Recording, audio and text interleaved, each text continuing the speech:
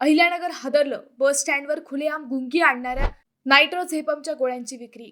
एक ताब्यात. अहिल्यानगरला हादरवून सोडणारी एक चिंताजनक बातमी आली आहे. बस स्टँड सारख्या गर्दीच्या ठिकाणी अगदी सर्वसामान्य नागरिकांच्या नजरेसमोर गुंगी आणणाऱ्या नायट्रोझेपच्या गोळ्यांची विक्री सुरू असल्याचा प्रकार उघडकीस आलाय. श्रीरामपूर बस स्टँडवर खुलेआम विक्री सुरू असताना पोलिसांनी एकाला ताब्यात घेतले. काल्या उर्फ तस्लीम सलीम शेख, राहणार भुसावळ, जिल्हा जळगाव असे आरोपीचे नाव असून त्याच्याकडून 25,026 रुपये किमतीचा मुद्देमाल हस्तगत करण्यात आलाय. पोलीस निरीक्षक नितीन देशमुख यांना मिळालेल्या गुप्त माहितीनंतर पथकाने सापळा रचला.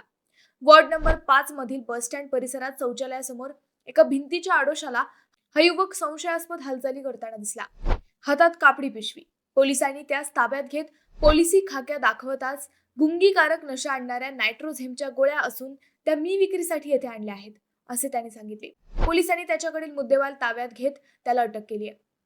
अशा नशा आणणाऱ्या गोळ्यांची विक्री ही अहिल्यानगरसाठी मोठी चिंताजनक बाब आहे हे मात्र नक्की.